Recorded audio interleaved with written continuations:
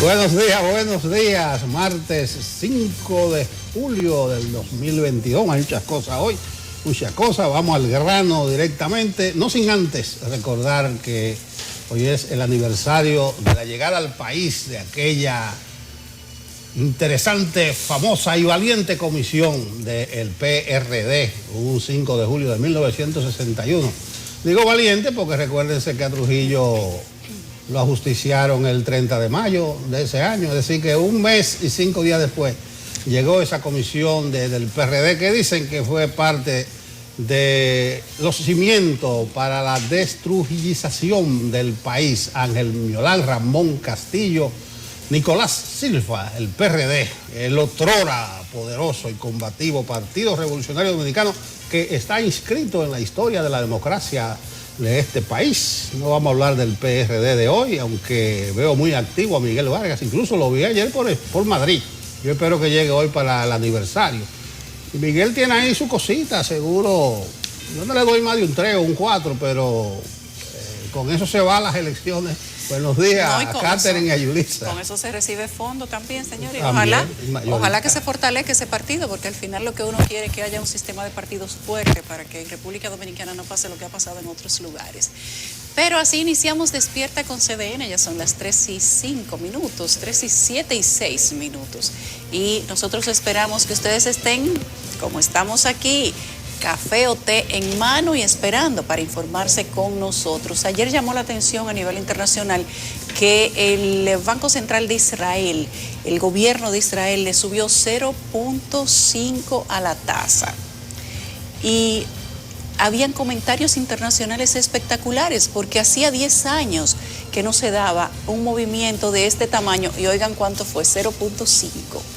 Pero decían los economistas de diferentes países, incluidos los de Israel, que la situación de la inflación a nivel internacional está golpeando duro países de ese hemisferio y que en el caso de Israel, para frenar la ralentización de la economía, había entonces que recoger dinero y que por eso habían subido ese porcentaje, 0.5.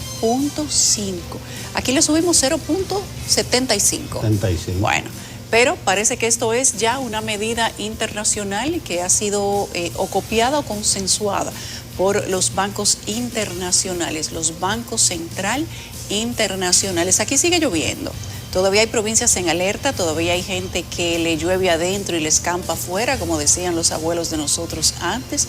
Hay que tener las precauciones y la gente no puede abandonar el hogar a su suerte simplemente cuando pasan las lluvias. Usted se dio cuenta que tiene goteras, desde que pasen los aguaceros, tápelas. No le deje todo al COE, que el COE no puede con tanto. Y no se muden en la orilla de los ríos y las cañadas. Hay que tomar conciencia después de que llegan los aguaceros. Estamos en temporada ciclónica, señores. Bueno, buenos días, Yulisa, buenos días a Nelson. Aquí con un panorama interesante en República Dominicana, mucha expectativa. Hay gente preguntando que cuándo empiezan los allanamientos, si es que son necesarios. Los allanamientos no, más bien las detenciones, en fin, sobre el caso Medusa, que es el que yo creo que está recibiendo la mayor atención en estos días. Hoy, dice Nelson, 5 de julio, día de la firma del Acta de la Independencia de mi país natal, Venezuela. Hoy tenemos un programa, por cierto, que va a incluir una pregunta que, dependiendo del tono con el que usted la diga, va a tener una reacción diferente. ¿A qué me refiero? Si usted dice, se arregló Venezuela, usted podría ser tildado de una cosa de otra. Hay gente que se pregunta, ¿en serio se arregló Venezuela? Y vamos a tratar hoy, en la medida de lo posible, de lo que avance el programa, de ir respondiendo a esa pregunta con algunos especialistas, especialmente con economistas, con periodistas que tienen conocimiento sobre todo el panorama social, político y económico de esa nación suramericana. La República Dominicana también debatiendo sobre temas de justicia, sobre temas de ley de extinción de dominio, pese al pataleo de unos, pese a la algarabía de otros. hay todavía muchas cosas de las que hablar. A mí me gustaría saber qué se habló en la reunión en donde participó el presidente de la República ayer con sus legisladores y que después entonces se pujó la aprobación final de la pieza de la ley de extinción de dominio en la comisión, que todavía tiene que pasar por Congreso, por Cámara Alta. No sé cuál va a ser el procedimiento. Nelson, Yulisa, primero tiene que ir a Senado, después a Cámara y va al Pleno, ahora va al Pleno. Pero eso es un requisito, es un requisito. Esa es la comisión, ahora tienen que aprobarla, porque todavía no está aprobada en el Senado. No está aprobada. Lo que sí sabemos es que el consenso de ayer, que dicen los senadores de la oposición, que eso no fue tal consenso porque ellos no estuvieron de acuerdo, pero que se habló de... Pero de esos consensos sabemos nosotros. Ah, claro. Catherine. Hasta se me olvidó lo que iba a decir. Este es un chiste interno muy fuerte. Es un chiste interno. Pero eso es así, señor. Muy fuerte. Es similar a lo que pasa en el Congreso, más o menos.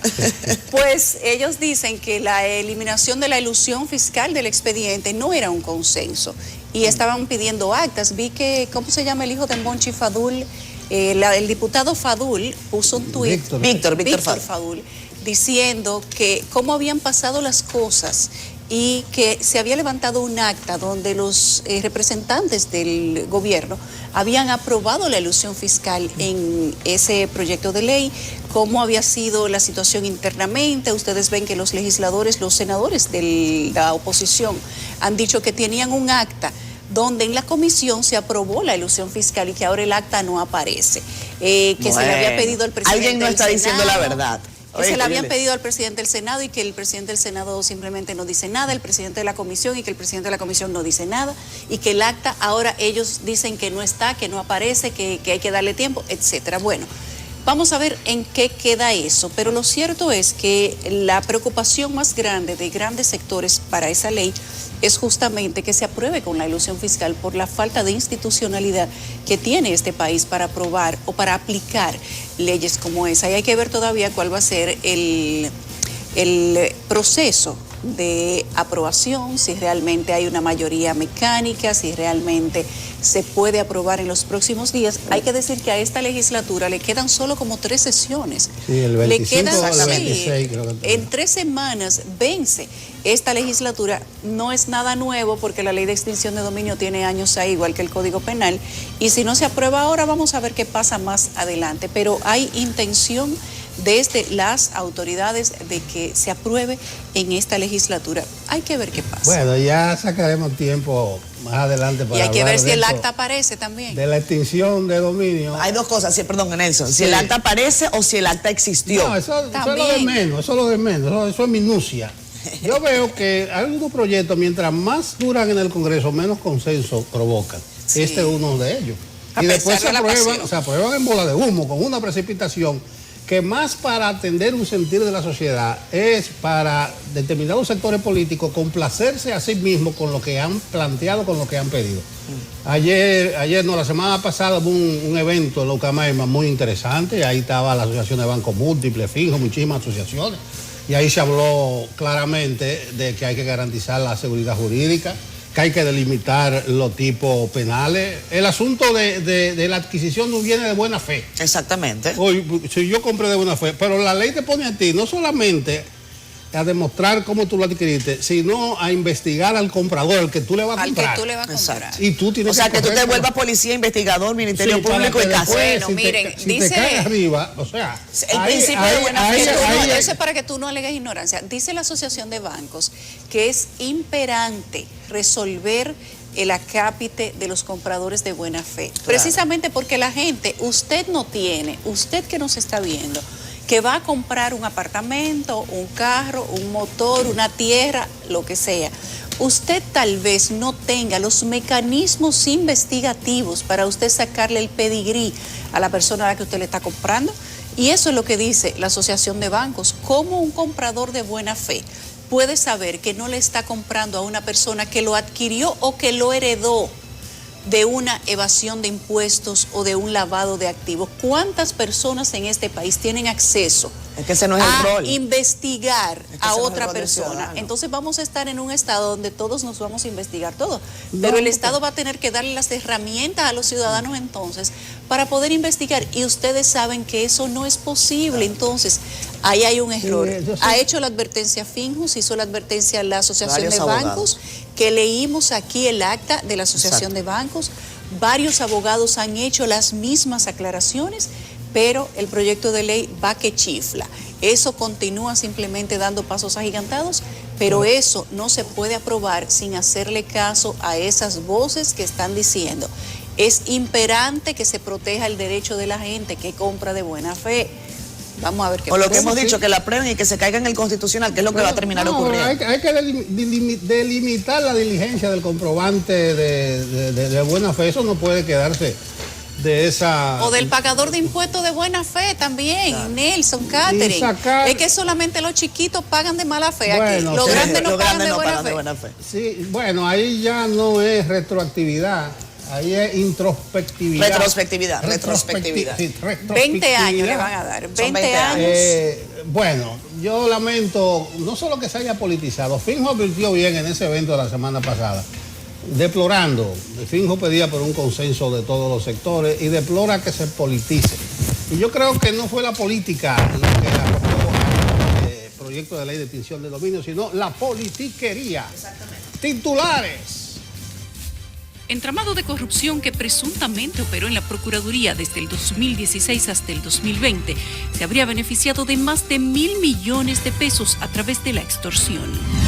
Dentro de los nombres de los 62 implicados que figuran en la acusación del caso Medusa, incluye un hijo del actual ministro de la Presidencia, Lisandro Macarrulla. La Procuraduría General también investiga las circunstancias en que 3 reos de la cárcel de Puerto Plata resultaron heridos de perdigones la tarde del domingo. El turismo aporta cifras récords en el semestre, según el ministerio. El gobierno registra déficit fiscal de más de 8.000 millones de pesos. La ilusión fiscal queda fuera del proyecto de extinción de dominio, al que ya se le rindió un informe favorable. Llegó el momento de pasar balance a las portadas. Ahí está Susan Castaños lista para contarnos qué es noticia en CDN y en el Caribe. Susan, adelante, buenos días. Los buenos días para ti, Yulisa, Catherine, Don Nelson y por supuesto a toda nuestra audiencia de Despierta con CDN. ¿Cómo amanece el país y el mundo? Nos enteramos a través de la portada del periódico de Casa, El Caribe y CDN Digital. Iniciamos con las informaciones del impreso, hablando específicamente de los Estados Unidos, con la tragedia que enlutó este país durante las festividades del 4 de julio. Y es que 6 personas fallecieron y más de 2 docenas resultaron heridas de gravedad cuando un hombre disparó desde una azotea contra quienes habrían acudido al desfile. En el plano local, la Comisión Bicameral aprobó rendir un informe favorable de la Ley de Extinción de Dominio.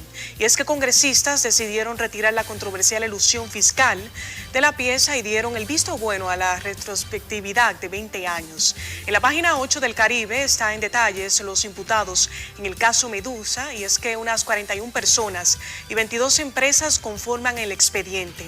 Wilson Camacho, titular de la PEPCA, dice que la acusación presentada no tiene precedentes, cito. Por último, en la portada, hablamos del manejo temerario que pone en riesgo vidas. En pantalla vemos como un conductor de una guagua platanera que se desplazaba sin cristal delantero por la calle Yolanda Guzmán del sector María Auxiliadora en la capital, violando todo tipo de ley de tránsito. Vemos rápidamente la contraportada del periódico El Caribe con informaciones del ámbito deportivo, específicamente de la selección sub-20, que fue recibida ayer por todo lo alto tras su histórica labor en Honduras, de donde salieron mundialistas y olímpicos. Cerramos contraportada del Caribe para ahora pasar a nuestro portal digital www.cdn.com.do, donde usted podrá informarse de las noticias más importantes en el país y el mundo, como esta de una fuente de Entero Crédito que reveló a este CDN el listado de imputados en la operación Medusa, que está incompleto. Es decir, que faltarían otros imputados de los más de 60 que ha presentado el Ministerio Público. En otra nota, dictan 1 año de prisión contra el autor material del asesinato de una pareja de esposos en una cabaña en Nagua. Cerramos las principales de CDN Digital, hablando de una parte de la clase artística que ha solicitado al juez de instrucción de Villa Altagracia que flexibilice la medida de coerción impuesta a Mariloás Ventura por la muerte de la bailarina Patricia Squasiati. Así que les invitamos a que amplíe esta y otras informaciones en nuestro portal digital www.cdn.com.do, además de que adquiere el periódico impreso El Caribe de este martes 5 de julio para que esté enterado y enterada en todo momento. Ha sido todo de mi parte, retorno con ustedes. Gracias, Susan.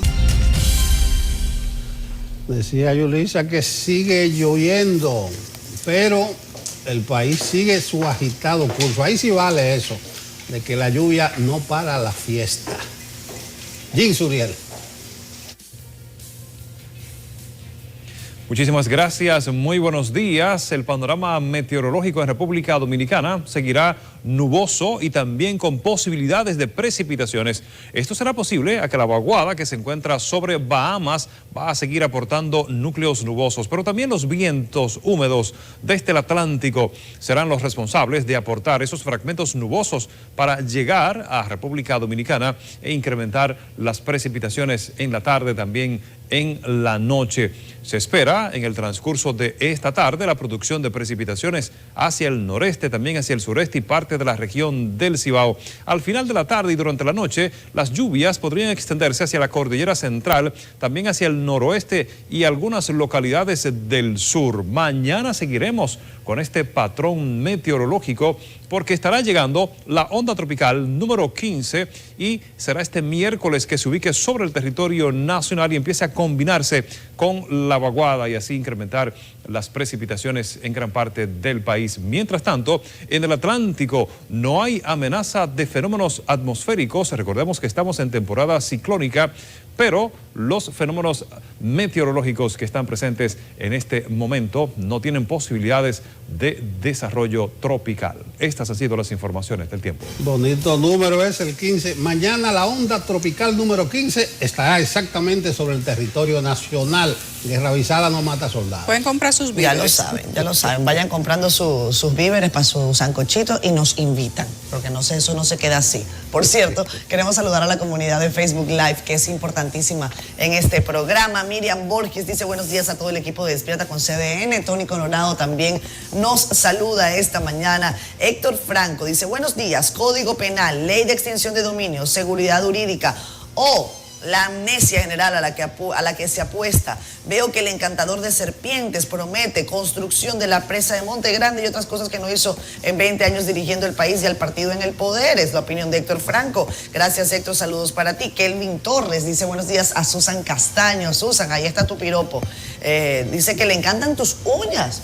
Están de un color diferente hoy. Mira, Kelvin es un hombre de detalle, ¿eh? Caray.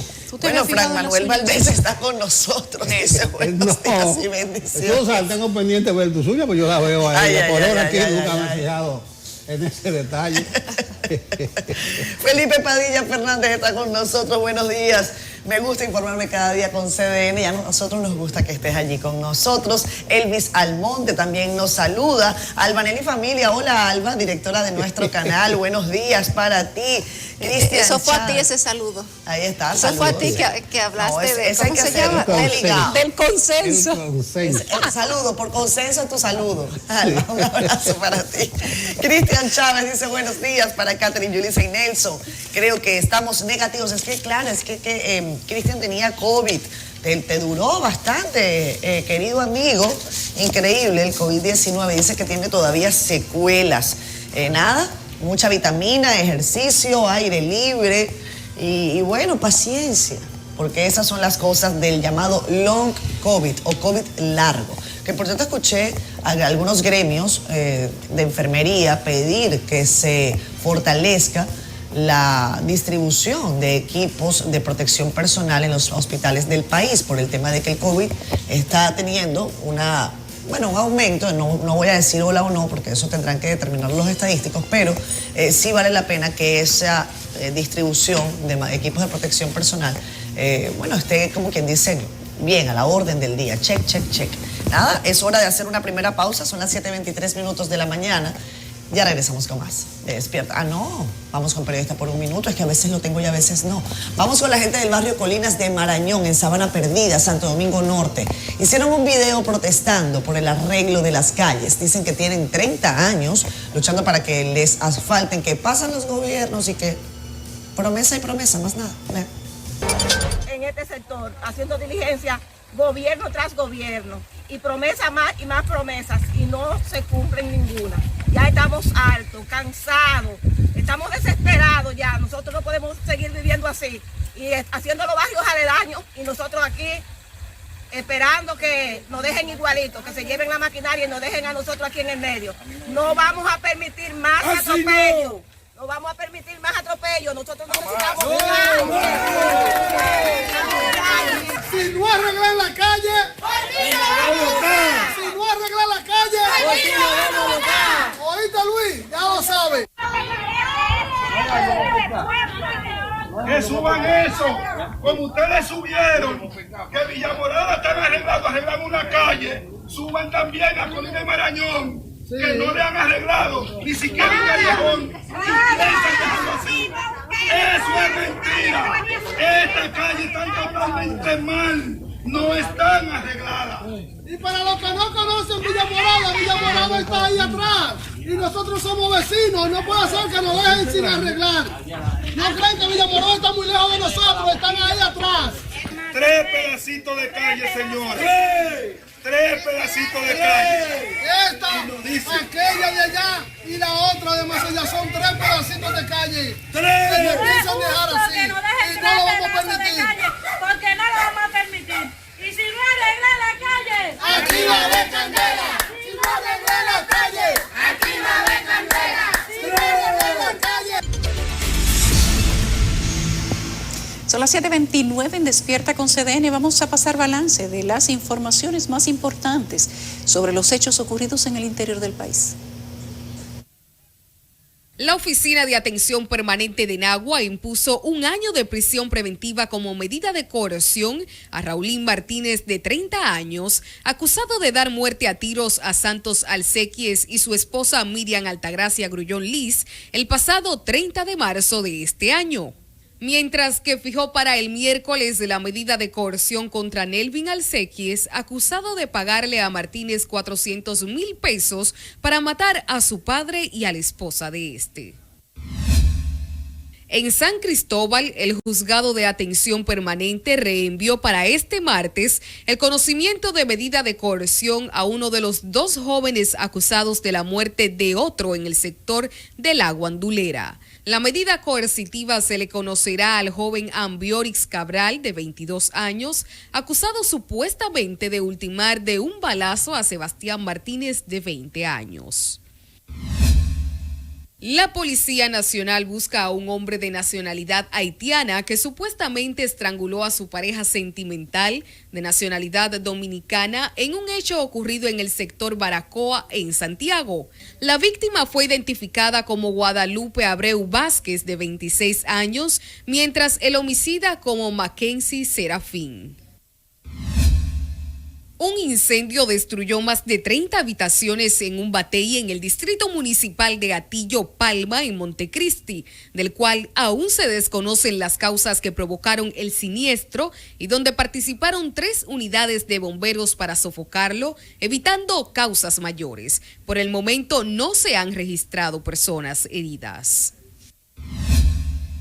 Las fuerzas vivas de la zona costera del municipio de Villa Vázquez, en Montecristi, se unieron para reclamar el arreglo de las carreteras, ya que dichas vías están intransitables para conectarse con las comunidades de El Guayo, El Gómez, Manantial, Las Agüitas, entre otras. Además, solicitan la construcción de una unidad de atención primaria y un destacamento policial. Habitantes del barrio Los Curines, en las lagunas de Padre Las Casas, solicitaron a las autoridades del Ministerio de Obras Públicas la culminación de 5 kilómetros de carretera de esa localidad. Los lugareños señalan que dicha carretera es un caos, ya que cuando llueve el lodo impide la salida de sus moradores y el polvo que se levanta en tiempo de sequía está afectando su salud. Lisa Gil, CDN. Gracias, Lisa. Todos conocemos lo que es una trama. Ahora, el entramado ya es distinto, porque el entramado ya es un conjunto de elementos que se unen y con una finalidad. Y eso es lo que dice la Procuraduría que hubo en el caso Medusa, un entramado de corrupción que habría presuntamente operado entre el 16 y el 20 y que habría también beneficiado con más de 1.000 millones de pesos a distintas personas. Una trama de extorsión. Esos fueron los avances, los titulares que dio el procurador anticorrupción Wilson Camacho sobre el expediente depositado. Jonan González nos cuenta que el expediente agota los trámites legales iniciales para ser notificado a las partes involucradas, incluyendo a nosotros. Esperemos que nos notifiquen. Jonan.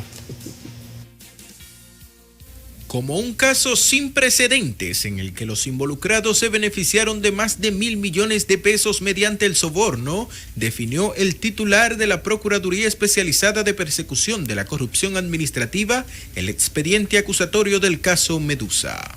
Esta es nuestra acusación más grande. Tiene un volumen de 12.274 páginas y dentro de esas más de 3.500 pruebas. Y entre las pruebas, más de 400 testigos. Sin haber trascendido íntegramente el expediente, se sabe que el ingeniero Antón Casanova Nolasco testificó al Ministerio Público que la supuesta red que encabezó el ex procurador Jean Alain Rodríguez seleccionó previo a la licitación las constructoras que trabajarían en la edificación de la Nueva Victoria, a la que se le cobró un 20% del contrato para adjudicarle la obra. Nosotros somos un ministerio público que cree en la colaboración, lo hemos demostrado en cada proceso. Todo el que esté dispuesto a cooperar tiene las puertas abiertas del Ministerio Público sin excepción.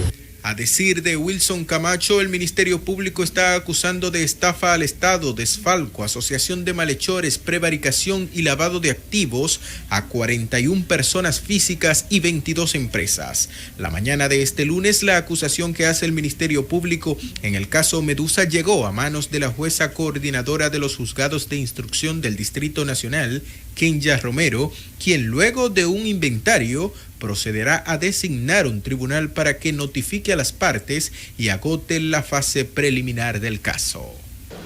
El director del PECA pidió a los medios de comunicación que lean íntegramente la acusación que ha presentado el Ministerio Público en el caso Medusa, ya que entiende que ningún resumen que se haga de esta pudiera responder fielmente a los hechos que se narran en el expediente. Jonan González, CDN.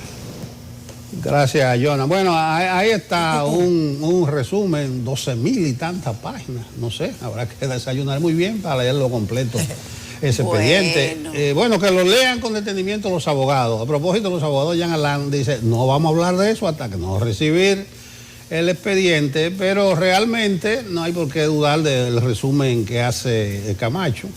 Es un asunto grueso, no por la cantidad, por el volumen de páginas, sino por las imputaciones que se hacen ahí, pero yo me planto, ahorita eran 15 la onda tropical, me planto en 13. El debido proceso, pruebas legales, el cumplimiento de las leyes, que se ventilen ampliamente en los tribunales, y el que quiera sacarle filo, que le saque, pero esperemos ese voluminoso expediente y esa enormidad de pruebas que dice el Ministerio Público están contenidas en él. Bueno, entre otras cosas hay que esperar. Yo creo que hay mucha gente comiendo ansias y yo creo que tienen que hacerlo. Es normal que esto va a tomarse un tiempo. Nada más en lo que la jueza Kenya Romero hace el inventario de esas 12.500 páginas, de las más de 3.000 pruebas que dice el Ministerio Público en el nombre de PEPCA que tienen este entramado de presunta corrupción. Se va a tomar, yo creo que por lo menos 2 o 3 días, siendo optimista. Y eso después tendrá que ser sorteado de manera digital, entiendo yo que es así, a uno de los jueces que le corresponda, bueno, a uno de los tribunales que le corresponda entonces conocer el caso en detalle, en fase ya preliminar, en donde también tienen que inventariar. Tienen que inventariar lo que reciben. Eso es una parte burocrática. Hay algo que ha llamado la atención y es que además de esa espectacularidad en cuanto a números, de 12.500 páginas, del tiempo que se ha pasado, dice Camacho que esto no tiene precedente en la región, y yo creo que no tiene precedente además desde la perspectiva de dónde está el germen que ha dado paso a esto, en el propio órgano persecutor.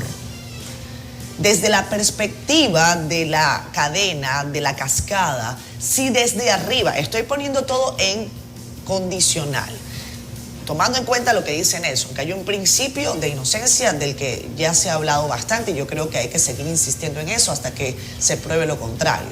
Pero sí, desde la cabeza del órgano persecutor y de sus más cercanos colaboradores, se tenía como norma esta estructura mafiosa. Yo no quiero imaginar lo que hay hacia abajo, porque estas estructuras mafiosas necesitan obligatoriamente brazos, manos, patas para operar.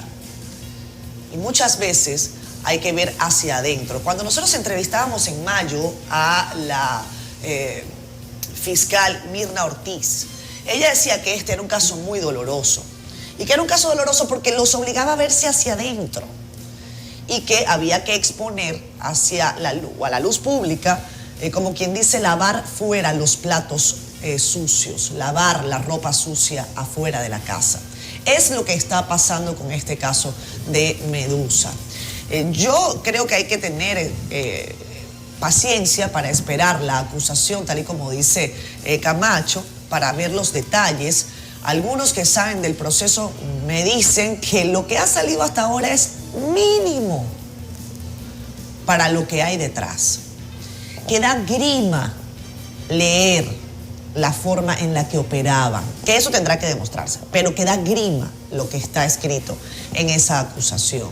Que ahí no había ni la más mínima intención de hacer las cosas de forma decente, que era a la franca, y que además había algo que se conoce como angurria, que es esa ansia permanente de devastar, de comer demasiado, de gula ansiosa por el dinero y por el poder.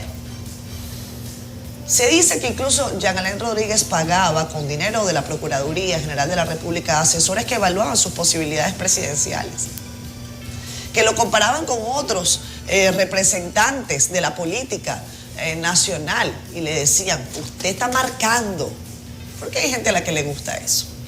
Todo eso tendrá que determinarse. Eso lo pagábamos nosotros, de nuestro bolsillo, miles de dólares a asesores internacionales para el juego del ego. Además de eso, yo ayer preguntaba, y lo comentaba con Yulisa y con Nelson, un asunto sobre lo que es el testigo premiado, la delación premiada, sobre si eso está establecido o no en el Código Procesal Penal. Me han dicho que sí está establecido, no se llama así. Mirna Ortiz nos comentó en ese momento, la palabra de ella era como testigo, yo lo había anotado por aquí, era como testigo privilegiado, testigo privilegiado. Pero en el artículo, ahí está. Pero yo dije, búsquenmelo en el código, que me interesa leerlo. Y es importante, porque el señor Rafael Cano Saco, que parece que cantó más que Girón en días recientes, está acogido a este principio, según lo que se sabe, porque no está en la lista de imputados. Está ahora, al parecer, como testigo del caso Medusa.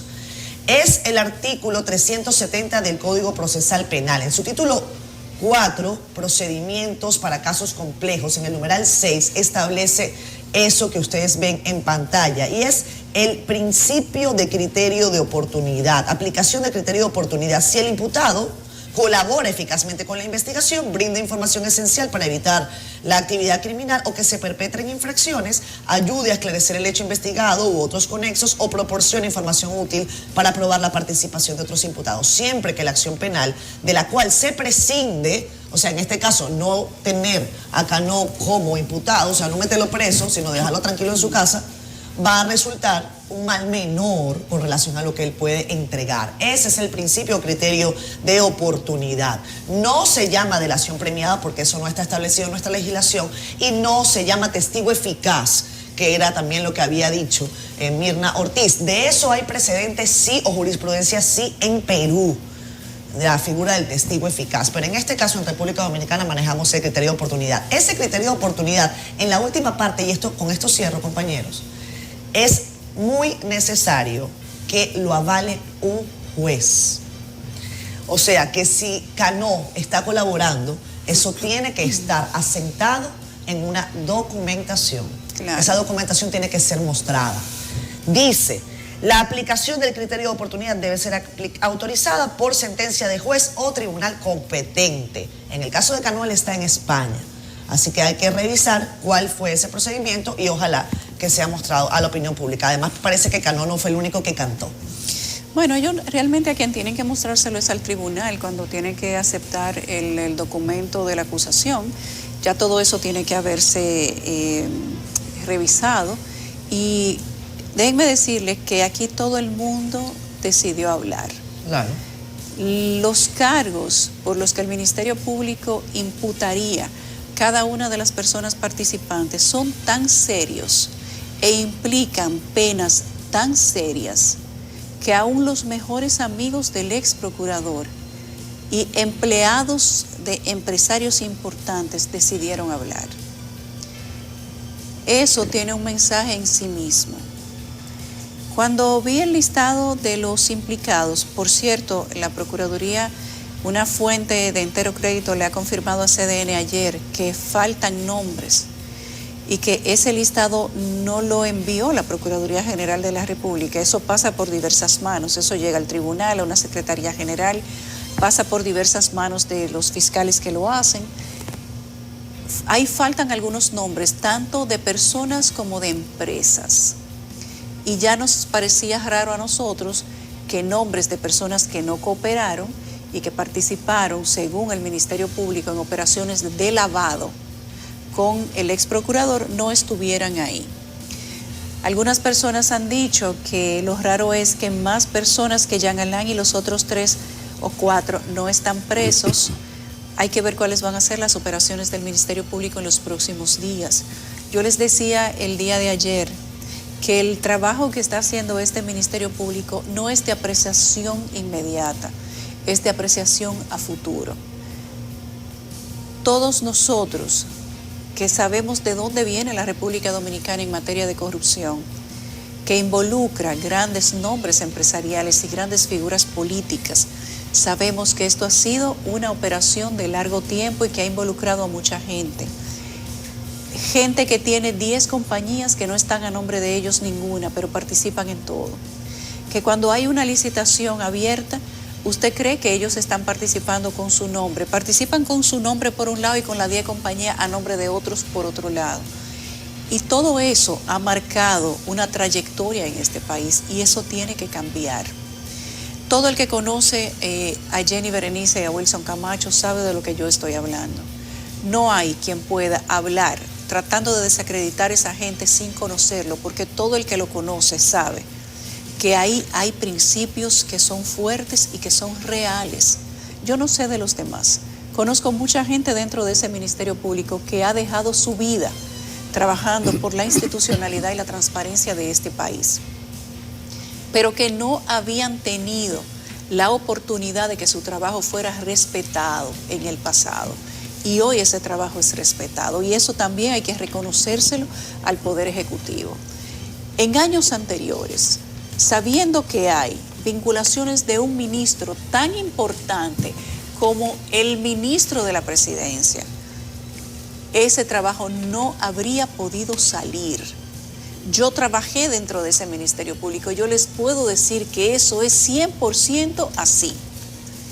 y que el compromiso que tiene Jenny Berenice, Wilson Camacho, Mirna, Luisa y todo ese equipo que hay ahí adentro, muchos nombres que no son conocidos, pero son los que hacen el trabajo duro dentro de ese Ministerio Público. Son gentes que no tienen interés ni siquiera de que su nombre sea conocido, que no tienen afanes económicos, que no tienen afanes de presión social, pero que están verdaderamente formados para hacer el trabajo que están haciendo y necesitaban la oportunidad, el espaldarazo, el apoyo, y lo tienen. Y eso, esta administración podrá pasar a la historia no habiendo hecho cualquier cosa, pero ese sello de lucha contra la corrupción no se le va a poder quitar al presidente Abinader. Y ojalá que no cambie y que este compromiso se mantenga así por el tiempo, a través del paso del tiempo, porque es que como este país iba en materia de corrupción, no podía continuar de una manera correcta. Ahí hay nombres en ese listado que hasta yo, que estaba trabajando documentos importantes para la investigación que publicamos y vamos a publicar, me he sorprendido. Ahí hay nombres de personas que uno conoce del pasado, y que ciertamente al verlos, yo misma he dicho, fulano, y fulano estaba en eso.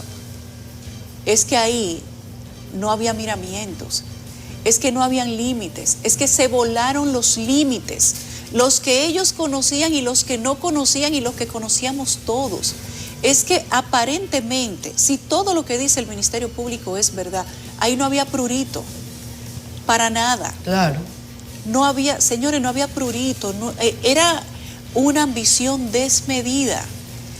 Y lo que a mí me sorprende no es que el ex procurador esté ahí, y eso es trascendental, porque es la figura que junto a su equipo tiene que trabajar porque las cosas se hagan bien.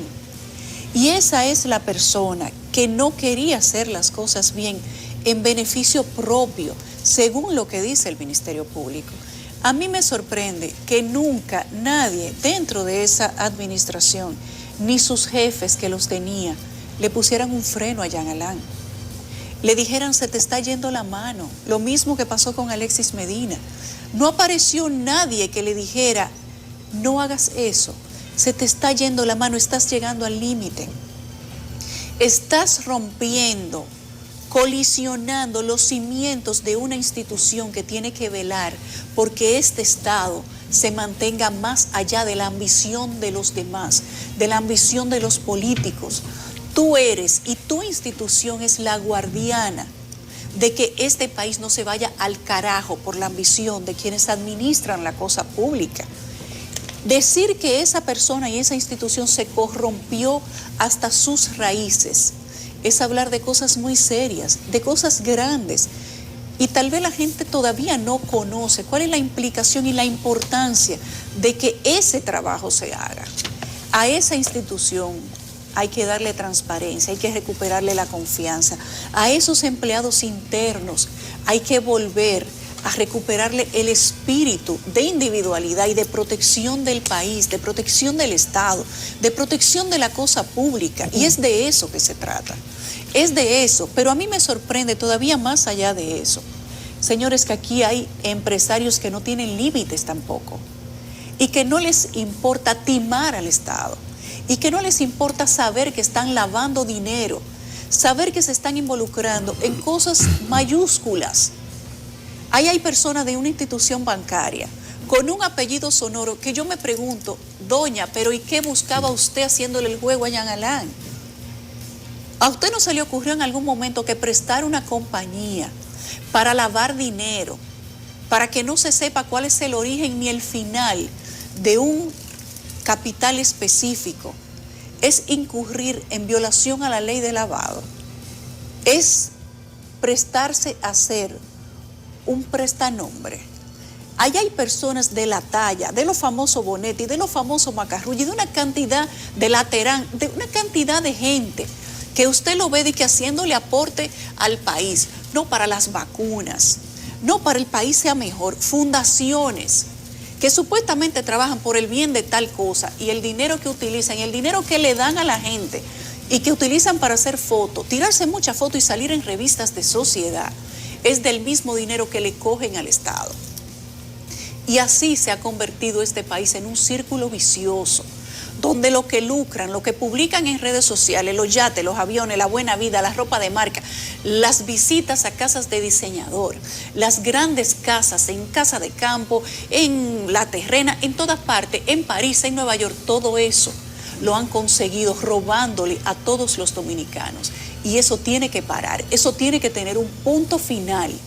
Y hay que ponerle un punto y aparte. Y ese es el mérito del trabajo que están haciendo los procuradores Jenny Berenice, Wilson Camacho y todo ese equipo de gente que no tiene nombres sonoros, pero están ahí, haciendo el trabajo que nadie conoce que se está haciendo. Y trabajando para que este país recupere, aunque sea un ápice de la institucionalidad que perdió, con gente como esa, con gente que no le importaba nada, que se conocían la ley y se la pasaban por donde no le daba el sol para lucrarse, para robar.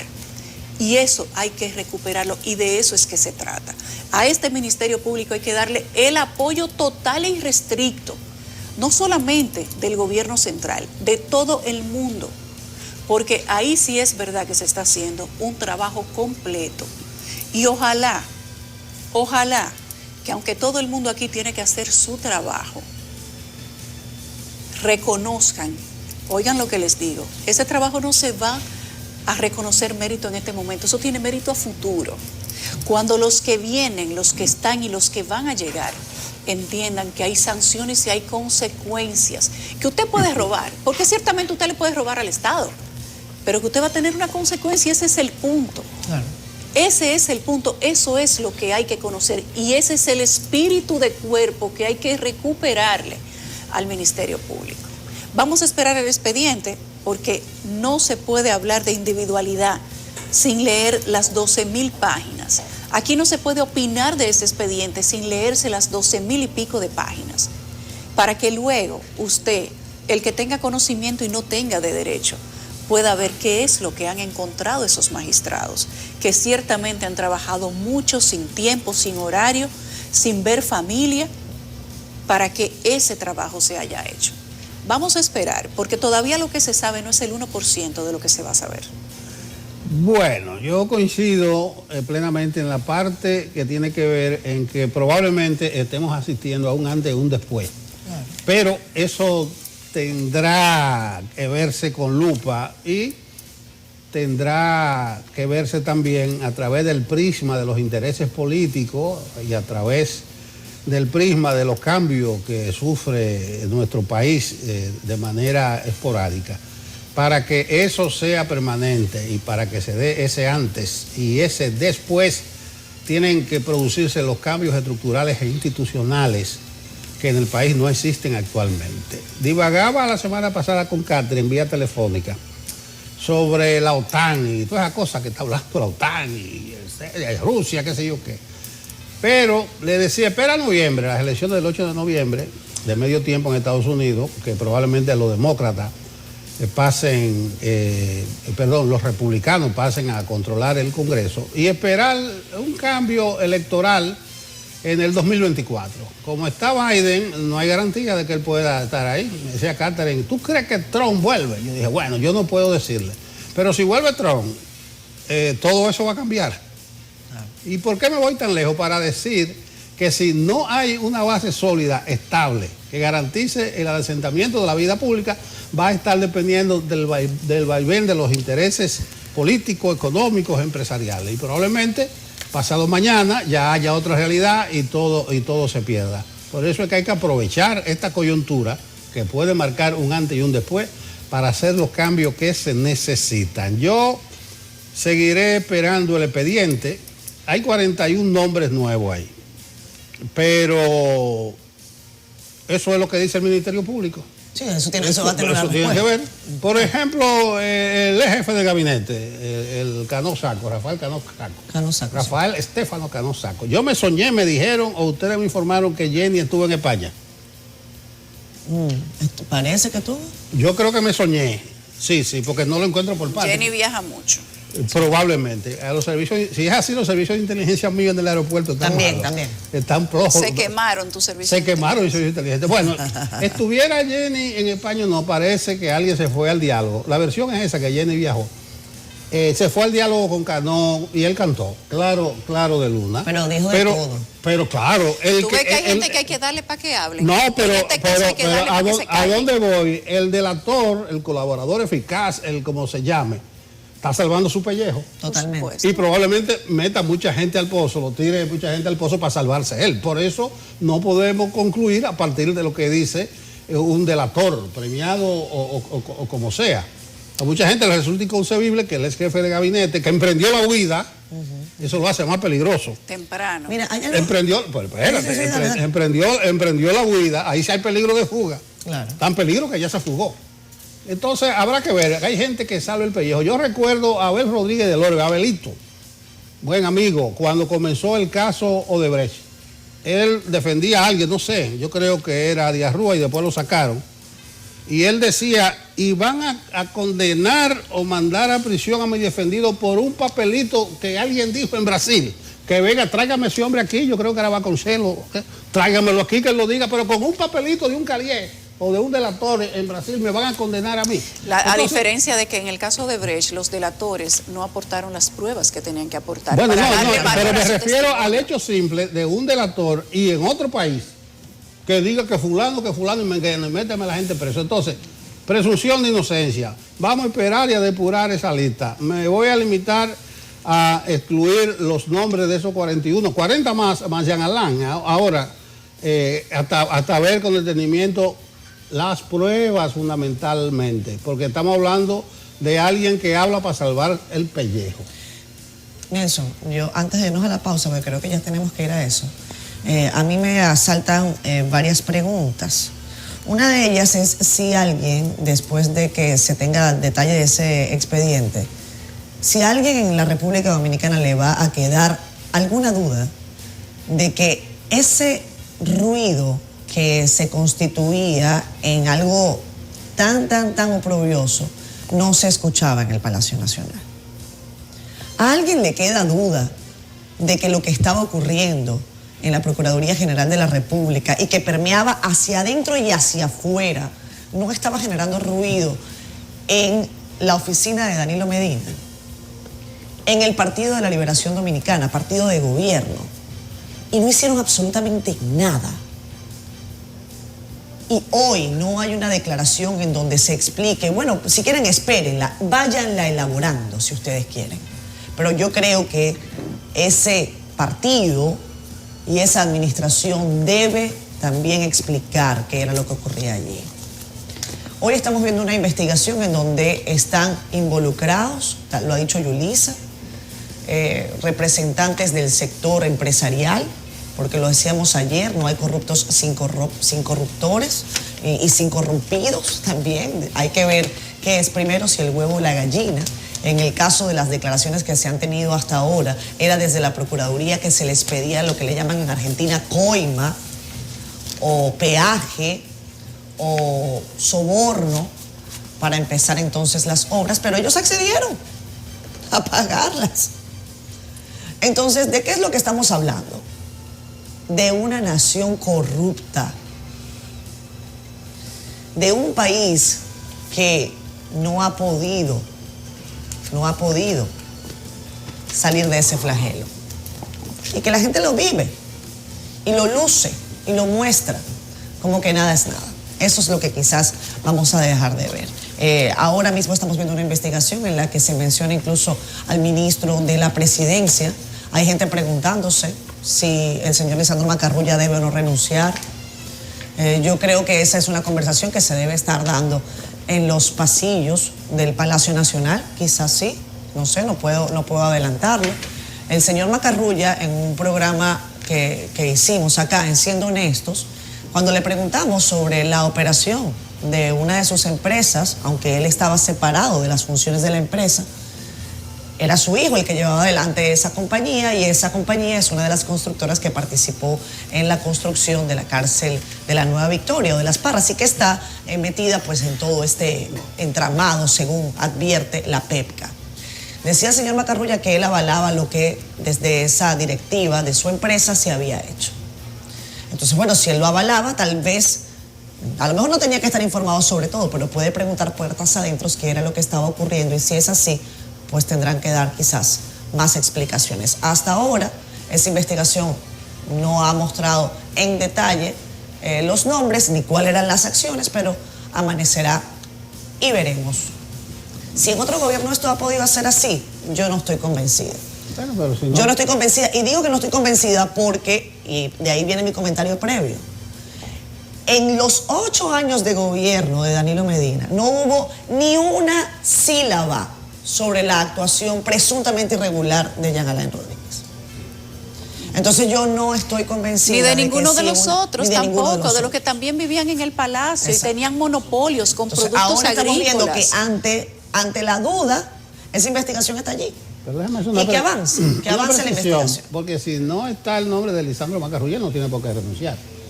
En una No, ocasión, pero- un periodista esa es parte de la conversación. titula, hijo del diputado fulano de tal, con posesión de droga. Yo, pero quítame eso de, Claro, bueno, eso de no- hijo del diputado fulano de tal. Tú puedes poner por ahí que este hijo de que yo qué.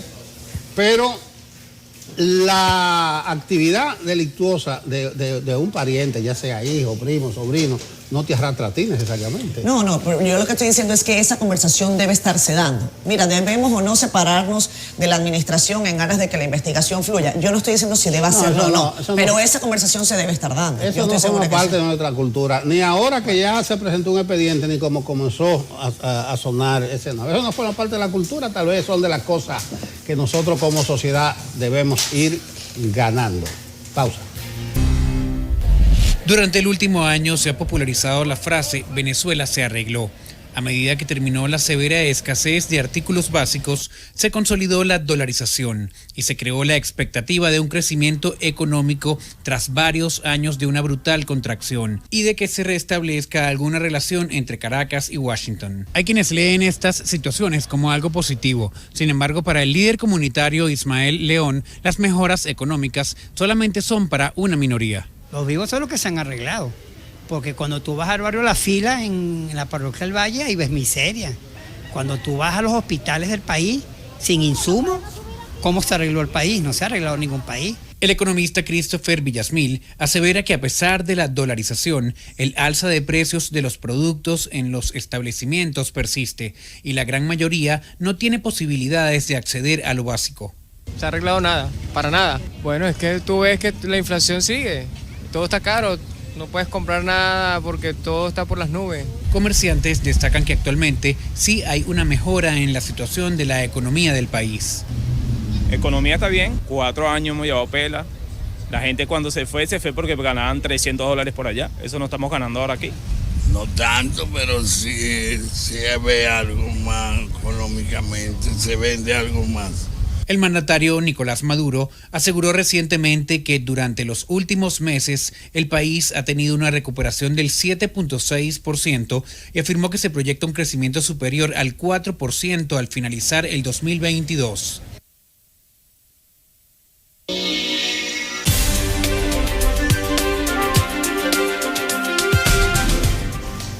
Bueno, les comentábamos al principio del programa que tendríamos este tema que llama la atención, que mucha gente se lo cuestiona. Si Venezuela está mejorando, si hay mejores condiciones, si la gente puede volver, si la gente está volviendo. Y vale la pena que conversemos esta mañana. Yo tengo el inmenso placer de presentar a un colega a quien respeto mucho, Alonso Moleiro, periodista, investigador de la comunicación venezolana, y también Alejandro Grisanti, economista y director de Ecoanalítica. A ambos, muchísimas gracias. Alonso está en Caracas y Alejandro está en Lima, Perú. Bienvenidos. ¿Cómo están? Gracias, Caterina, todo muy bien. Saludos, Caterina, saludos a la audiencia. Gracias por estar allí. Aquí están mis compañeros Nelson Rodríguez y Yulisa Céspedes con muchas preguntas. Yo creo que vale la pena que ellos tengan la primera pregunta para ustedes. Nelson. Sí, déjame comenzar con Alejandro, el área de economía. Mire estos apuntes. Oye, Alejandro, el Observatorio Venezolano de Finanzas, tengo entendido que es un ente privado independiente del gobierno, dice que la economía creció el año pasado 6,8% y el Banco de Inversión Credit Suisse estimaba en abril, tan cerca como en abril, que este año podría crecer un 20%. Es decir, que las cosas van bien en Venezuela. Mira, Nelson, muy buenos días. Yo creo que para el venezolano, digamos, que todavía está viviendo en Venezuela, el venezolano de a pie, que no tiene conexión con el gobierno, es difícil decir que las cosas van bien. Yo creo que hay una inmensa masa de venezolanos que ha estado excluido de este crecimiento económico. Esto es un crecimiento económico que está muy atomizado, muy centralizado en áreas específicas, ni siquiera en la Gran Caracas, sino en áreas específicas de Caracas, y que está afectando, sí, o que está beneficiando a una clase media, a un sector comercio y algunas inversiones, digamos, cercanas, que pueden estar dentro de lo que puede ser este sector. Pero no es un crecimiento que logra beneficiar a las grandes masas de venezolanos. Lo segundo, Nelson, que yo creo que es importante destacar, que cuando un país cae tanto, cuando un país que era casi 3 veces República Dominicana, o más, perdón, casi 4 veces República Dominicana, y ahorita pasa a ser la mitad de lo que puede ser el PIB de República Dominicana, es un país que ha caído muchísimo, ha caído 8 veces en su producción. Las cifras de crecimiento con una base tan bajita siempre suelen ser muy impresionantes, muy grandilocuentes, son así como 6, 8, 20%, pero es un crecimiento de 20% sobre algo chiquitico, de algo muy pequeño, y por eso de nuevo quiero hacer esta reflexión de que no es mucho lo que se está creciendo en términos absolutos. Quiero preguntarle, bueno, buenos días a ambos, a Alonso, que eres periodista, que tienes esta noble labor igual que nosotros. ¿Cómo ha mejorado Venezuela, o al menos es lo que se quiere dar a conocer hacia afuera, que Venezuela está mejorando, que es un buen momento para invertir, que la situación económica está cambiando, pero no hay mejoría en un país si no hay respeto a la libertad de expresión? Y quiero saber, porque la situación de Venezuela ha sido de muchos presos políticos y de que el que dice la verdad o investiga sobre lo que pasa termina en Ramo Verde, termina en cualquier cárcel de esa, tirado prácticamente en un calabozo y maltratado. Quiero saber desde el punto de vista tuyo si crees que eso ha cambiado y si la situación de los derechos para expresarse ha mejorado en ese país. Bueno, no, saludos a todos, saludos a la audiencia, muchas gracias por la invitación. Pues no ha cambiado, la situación respecto a la libertad de expresión sigue siendo delicada. El gobierno sigue queriendo tener el mismo control sobre todas las variables del país. Venezuela tiene una dictadura, es un modelo blando. No es una dictadura, es una dictadura que además ha producido una catástrofe económica producto del despilfarro, la corrupción desbordada, la politización de los objetivos económicos, la centralización, la colectivización de la gestión pública, la actitud hostil ante la inversión y los capitales privados. El país entró a una zona de colapso difícil de superar, con una contracción y una hiperinflación brutales. Y en este momento, después de que no quedaba más nada por destruir, desde hace unos meses, digamos, quizás un año, el gobierno cambió de estrategia y inició una apertura económica, desreguló los temas cambiarios, abrió los aranceles al comercio, tiene otro tono con el empresariado, un tono constructivo, el tono que todo el país le estaba pidiendo, finalmente lo adquirió. En el campo económico, el tono del gobierno es otro. Con la sociedad civil, más bien al contrario, diría que incluso la actual Asamblea Nacional, que controla el chavismo de forma forjada, hay que decirlo, está discutiendo algunos anteproyectos de ley para modificar de nuevo la ley de ejercicio de periodismo, para controlar las organizaciones no gubernamentales. Hay un proyecto de ley de cooperación internacional que está circulando que persigue ese objetivo. Entonces, claro, el debate en Venezuela no es que es inexistente, yo quisiera aclarar esto, porque el modelo venezolano es diferente al cubano. Aunque tiene muchas similitudes y objetivos similares, en Venezuela hay una zona donde se permite decir algunas cosas y la radio puede lanzar algunas críticas y la televisión puede invitar políticos opositores a que digan unas cosas. El debate tiene un techo muy claro, hay temas que no se pueden tocar y cualquiera que se descuide podría resultar judicializado si se descuida. Es decir, es una situación muy deteriorada en términos institucionales y en términos políticos. Tengo que decir también que este año en particular, luego de tanta conflictividad país que ha luchado tanto por poder recuperar la legalidad, por poder regresar a la zona del Estado de Derecho, una lucha que ha sido infructuosa. En este momento la política ha bajado de nivel, la gente quiere un poco concentrarse en mejorar su vida personal y la agenda política ha perdido peso. Hablo de estos meses, me parece que es un reflujo temporal, no es una situación que va a ser permanente. Al mismo tiempo hay agotamiento con la oposición, una decepción con la gestión opositora. Entonces, este ha sido un año mucho más económico que político. La palabra para describir la situación venezolana no es mejora, hay un pequeño alivio. Teníamos a un paciente en terapia intensiva que en este momento abrió los ojos, ve televisión y está comiendo, pero está enfermo. O sea, Venezuela está muy lejos de estar recuperada con eso. Alejandro, quiero consultarte sobre asuntos que son tangibles y con los que la gente de a pie puede sentirse identificada o ilustrada.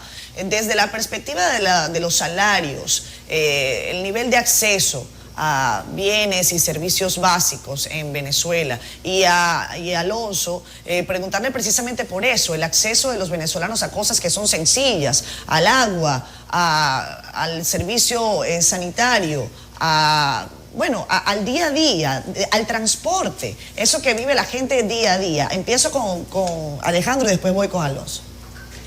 Mira, Caterina, creo que el ajuste que se ha venido dando en la parte económica para reducir la inflación ha sido uno de los ajustes más duros y más fuertes, porque se ha hecho con los salarios de los venezolanos, con las pensiones de los viejitos venezolanos que por mucho tiempo trabajaron en un sistema de seguridad social y que por mucho tiempo, ahorita vienen subiendo un poco, sus pensiones fueron de $2, literalmente $2 al mes. Era el salario mínimo del sector público y las pensiones que estaban atadas a ese salario mínimo para buscar siempre mantenerla en una situación de fortaleza. Lo que encontramos también es que las pensiones fueron $2 al mes. O sea, yo creo que cualquiera de los que nos está oyendo entiende lo difícil o lo imposible, porque no es que sea difícil, lo imposible que es vivir con $2 al mes. Y ese ajuste se vino dando durante el 2019, 2020 y 2021. Ahorita en el 2022 vienen subiendo ligeramente los salarios, pero estamos hablando de $28 mensuales. Eso es algo así como unos 1.500 pesos dominicanos al mes que se recibe como salario mínimo, cosa que sabemos que ninguna persona puede vivir con eso. Entonces ha sido un ajuste muy fuerte en el tema salarial y un punto importante con la misma pregunta de Yelitza. Ha habido un ajuste muy fuerte también del lado de las inversiones, pero no porque haya habido un cambio regulatorio, sino porque lo que se ha producido es la desaplicación de algunas leyes. Es decir, no se está aplicando el control de precios, no se está aplicando el control de cambio, pero no quiere decir que hayan cambiado ese marco regulatorio y que ese marco regulatorio no esté presente. Ese marco regulatorio, y siempre se lo hemos dicho a la empresa privada, tanto venezolana como internacional, está allí. Cuando el gobierno lo quiera volver a aplicar, lo puede volver a aplicar y no es que tiene que volver a aprobar leyes, etcétera. Entonces es un gobierno que se ha vuelto muy pragmático, que ha venido desaplicando algunas leyes que estorbaban para atraer algo de inversión. Pero sin embargo todo ese marco regulatorio, todas esas herramientas que perjudican tanto al sector privado están allí y yo no descarto realmente que puedan volverlas a aplicar en algún tipo de futuro cercano. Entonces no veo grandes inversiones fluyendo al país y todavía unos salarios que son realmente precarios para los venezolanos en su promedio. Alonso, el tema de los servicios, es bueno que la gente tenga conocimiento sobre ese particular. Agua, hospitales, transporte. ¿Cómo no? Bueno, muy deficientes en líneas generales. El gobierno de Maduro y el de Chávez muy renuentes a aplicar una política razonable por cobro de tarifas, muy hostil con el capital privado, culpándolo siempre de cualquier desperfecto que tuviera lugar. Decidió asumir por cuenta propia pues el control absoluto de lo que es el servicio de luz, agua, telefonía desde hace unos años. El servicio de luz, por ejemplo, era un servicio mixto que era de muy buena calidad, particularmente en Caracas. El gobierno creó Corpoelec, la Corporación Eléctrica de Venezuela, centralizó todo el servicio eléctrico, Entonces, bueno, hace 4 años estábamos en zona de colapso, es decir, con un servicio eléctrico cada vez peor, con grandes problemas de agua. El gobierno no ha construido, el gobierno de Maduro, un solo acueducto. La democracia hizo muchísimos acueductos en Venezuela, el régimen anterior al chavismo, ¿no? El problema del transporte estaba terrible, ha mejorado un poco en la misma medida en que el desabastecimiento ha cedido, ya no hay desabastecimiento en el país. Algunas autopartes y piezas de repuesto han ido apareciendo y de nuevo ves autobuses en las calles.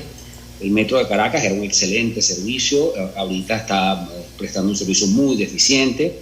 La salud pública, a la cual se le ha invertido muchísimo dinero con médicos cubanos, en atención primaria, y durante un tiempo incluso tuvo un impacto electoral en el país, se vino abajo completamente, enquistada, con mafias que se roban los insumos.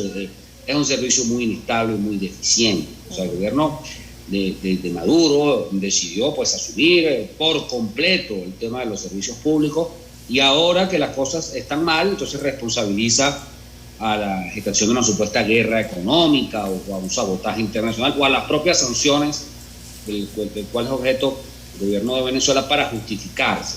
Entonces hay una situación terrible, particularmente fuera de Caracas. Hay zonas del interior del país, el occidente del país tiene cortes de luz graves, 3-4 horas diarias y hasta más en este momento.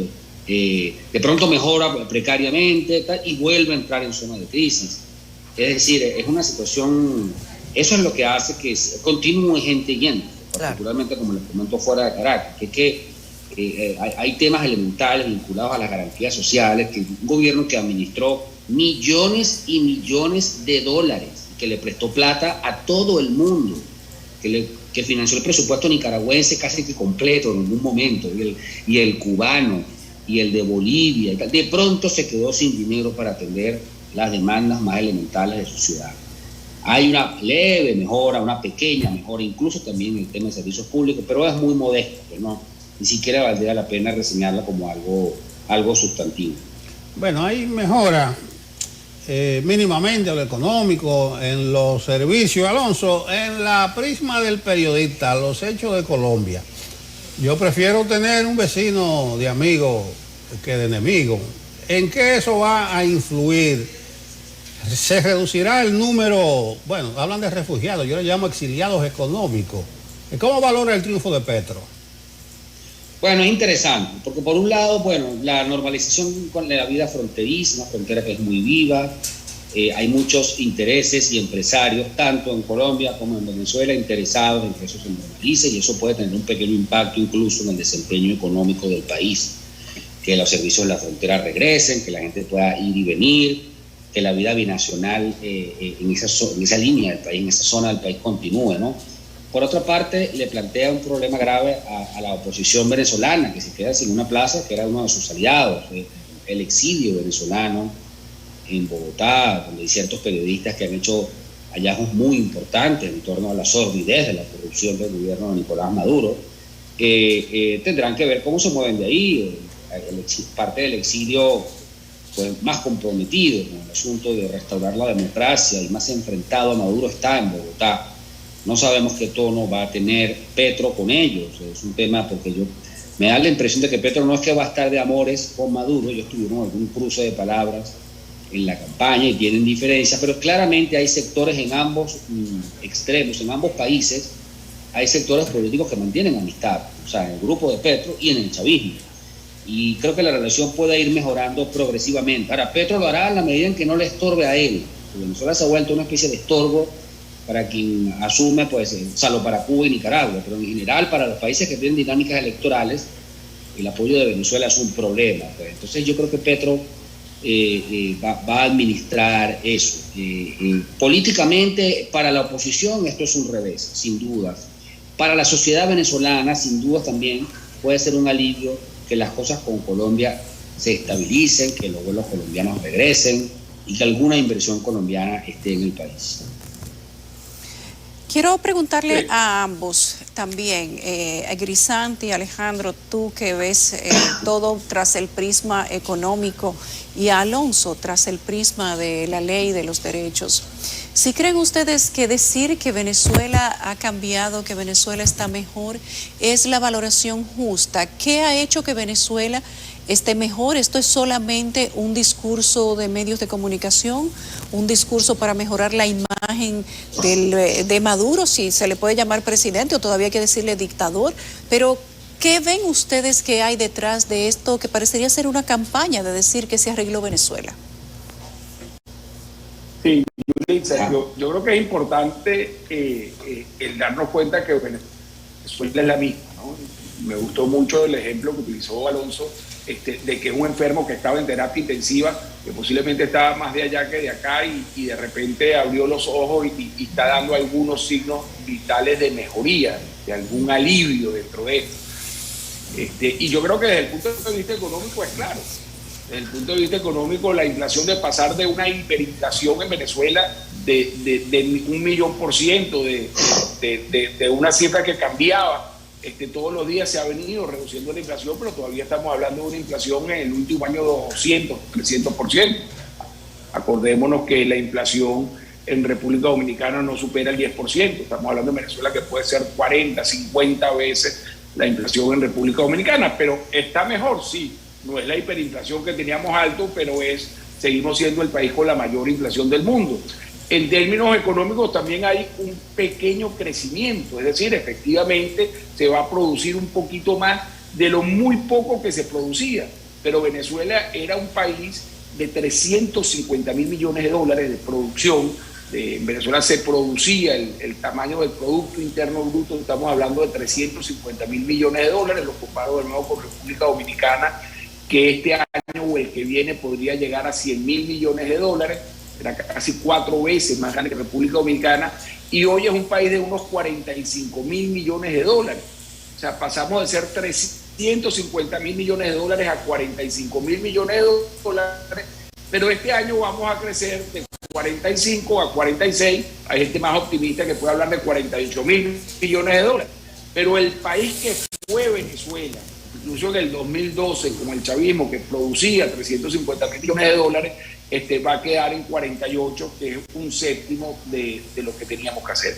Y por último, que también lo preguntó Nelson y lo vuelves a sacar tú, Yulitza, somos un país, yo creo que con un muy mal presidente, un presidente absolutamente fracasado. Yo no veo a Petro con ganas de tomarse una foto con Maduro, yo no veo a ninguno de los líderes mundiales realmente buscando, que sí pasaba con Chávez, justo decirlo, pero que sí buscando de alguna manera retratarse en un grupo de izquierda muy radical, de una izquierda muy destructora, como la que ha tenido en este caso Nicaragua con los Ortega y Venezuela con Maduro. Yo creo que nadie quiere estar en ese grupo. Si va Colombia y el presidente electo, Petro, va a buscar sus mejores beneficios, va a buscar un alivio para esa inversión y esa frontera que ha sido tan dramáticamente golpeada, pero yo no lo veo dispuesto a cualquier cosa, ni lo veo dispuesto a hacer un nuevo club de amigos con Nicolás Maduro. Alonso. Ajá, bueno, diría esto, la hiperinflación ha cedido, algunos almacenes nuevos abren en las calles, ya se acabó el desabastecimiento, hay un poquito más de dinero para hacer gastos. El AMPA, que ha sido una dolencia muy grave en los años del chavismo, ha cedido un poco, probablemente por la diáspora y porque también el gobierno ha ejecutado operativos de exterminio con la delincuencia. Esas son las mejoras, digamos, entre comillas, mejoras.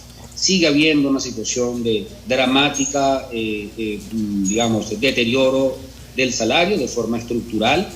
El ingreso venezolano es mucho más pequeño que antes. Los problemas de servicios públicos siguen siendo una tragedia, la vocación autoritaria del gobierno sigue siendo muy profunda. O sea, hay que cavar mucho para que el país vuelva a ser, como bien ha dicho Alejandro, lo ha explicado en entrevistas que le he hecho, ¿no?, el país que tuvimos. Venezuela fue la cuarta economía en tamaño de América Latina y tuvo un derrumbe en su industria petrolera que va a tomar mucho tiempo acometer. Entonces, y algunos de los males que Venezuela está viviendo es la primera vez que los vive. Venezuela jamás había tenido hiperinflación. Y jamás había tenido una diáspora ciudadana de estas dimensiones, jamás. Había tenido problemas de servicios públicos como en América Latina, pero no a estos niveles de gravedad. O sea, el tema de los apagones en Venezuela es una novedad, así, en este calado en el cual estamos viviendo. Un gobierno que tenía mucho dinero, se embriagó con el ingreso que tenía, creyó que había una situación irreversible en su revolución y empezó a tratar de manera despótica y un poco arbitraria al resto de los actores sociales y a imponerle su ley, a hacer las cosas como le diera la gana al gobierno. Bueno, vino el trastorno, vino el colapso, vino el descontento. Venezuela fue una sociedad mayoritariamente chavista hace un buen rato que dejó de ser un país mayoritariamente chavista. Venezuela quiere cambiar, no puede hacerlo, no encuentra cómo. Entonces, ¿qué pasa? La gente siente que, aunque le gustaría cambiar mañana, eso no va a poder ser. Entonces, bueno, o te quedas a ver cómo te entiendes con la situación, bueno, te consigues un amigo, un trabajito, y tienes 3 trabajos, y medio le das ahí para vivir y mandar a tus hijos al colegio, la educación también, y mire que se le ha metido dinero a la educación en Venezuela y se ha hecho propaganda en la educación. La diáspora de maestros en Venezuela es una tragedia cotidiana, imposible de detener. El gobierno de Maduro, después de haber hecho una fiesta con todos estos temas, no se refiere a ellos, aparece en televisión muerto de la risa, como si Venezuela fuera un país normal, como si fuera Costa Rica, un país que está en total tranquilidad institucional, bueno, en ese marco discurren las cosas. ¿Por qué se habla de que Venezuela se arregló? Detalle, por ejemplo, hace 2 años no hubo béisbol en Venezuela, este año hubo béisbol. O sea, hay una pequeña normalización que en un país sediento de soluciones hace que de pronto la gente sienta que, hasta en tono de chiste se diga, que el país se arregló. Se ha ido demasiada gente de Venezuela, mucha gente no consigue trabajo, la maltratan, ahí se xenofobia, entonces deciden regresar. Hay mucha gente regresando, no escucha gente, también sigue yéndose otra. Pero digamos, no es nada sencillo, hay temas estructurales, cuellos de botella complejos.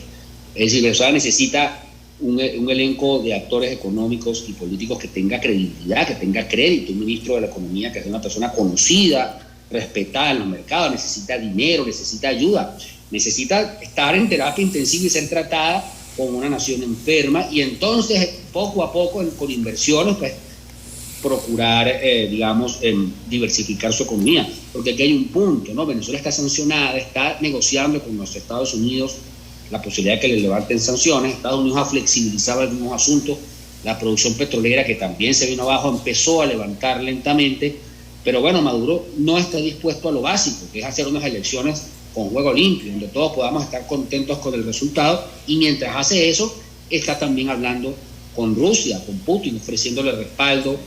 Ahí vimos el encuentro de los cancilleres Faría y Lavrov. O sea que es una situación de complejidad, pues. Claro que hay una pequeña mejora, pero es muy modesta como para estarla destacando como un rasgo que valga la pena. Alonso, no hay una contradicción en el discurso. Advierto que hablas de una oposición dispersa o dividida. Entonces, con condiciones materiales de vida tan difíciles, se diría, con las condiciones objetivas tan difíciles, ¿cómo es que no hay una oposición eficaz ni medianamente articulada? Porque no es una oposición en una democracia normal. O sea, hacer oposición en Venezuela es difícil y peligroso. No hay instituciones sobre las cuales un poco rescotar tu estrategia para que se cree una nueva realidad. Y la gente quiere cambiar, pero la gente no siente a la oposición capaz de lograr el cambio. Ha habido una gran ilusión con Juan Guaidó, la hubo en 2017, con los partidos opositores. Los partidos opositores han hecho un esfuerzo gigantesco, desigual, no del todo eficiente, pero se ha hecho, y muchísima gente ha puesto su vida en esos temas, pues. Y ha tenido grandes daños personales, ha tenido que emigrar, le invaden la casa, pierde sus propiedades, es decir, ha habido de todo, pero creo que la oposición ha estado también con graves problemas, no es un cuerpo político coherente, no hay compañerismo en los actores opositores, se intriga en exceso, está muy dividida, y la gente lo siente y está muy irritada con los líderes opositores, sobre todo porque los líderes opositores pasan demasiado tiempo peleándose entre ellos, pugnando entre ellos, y a veces olvidan que tienen frente a sí el verdadero problema, pues que es el chavismo. ¿De qué se trataría? Bueno, de restaurar la legalidad, la alternabilidad, de que la República de Venezuela sea como la República Dominicana, una nación, digamos, donde hay un pacto republicano al cual atenerse, no un juego con cartas marcadas, que es lo que en Venezuela tenemos.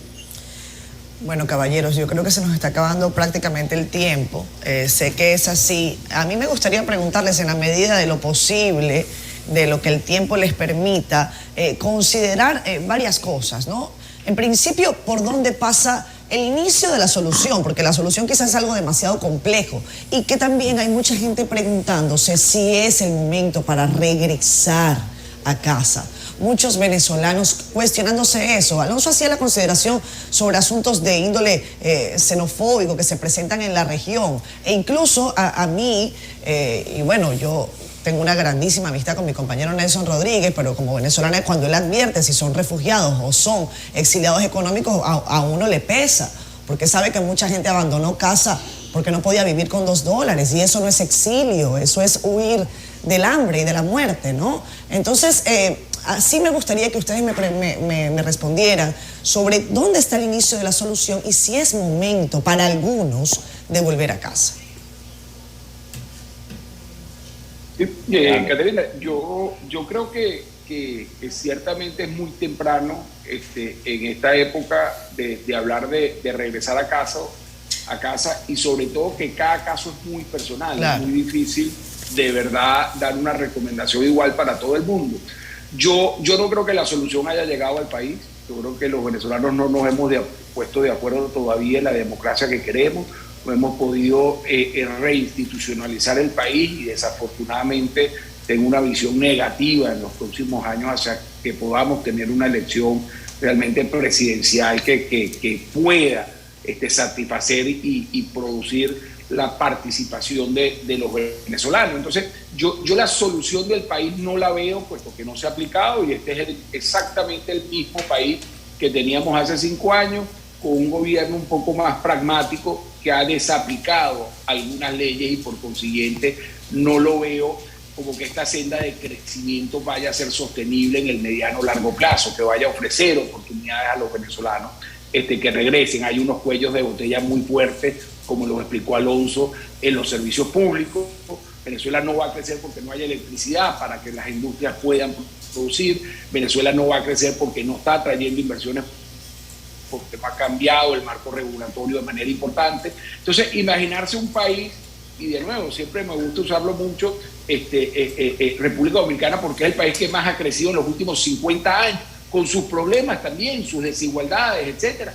Pero es un país que los jóvenes de hoy tienen muchas más oportunidades que las personas, digamos, como nosotros de los 50, 60 años, o incluso las personas mayores. Un país que viene con un dinamismo donde los jóvenes son más ricos que los padres, y eso es importantísimo. Ese no es el caso venezolano, y no lo veo en el mediano o largo plazo que nosotros logremos sin solución política y sin haber destramado todo este tema económico, que Venezuela puede encontrar una senda de crecimiento de largo plazo.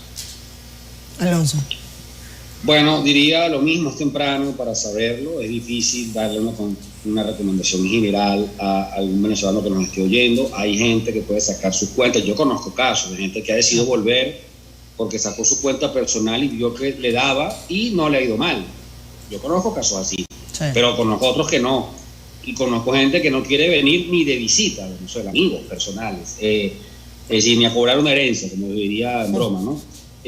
Por otro lado, pues creo que la solución va a depender de que haya un acuerdo político y Maduro se avenga a hacer unas elecciones donde él sienta que así como puede ganar, puede perder, y ellos vivan con eso. O sea, no dejen el miedo a perder el poder.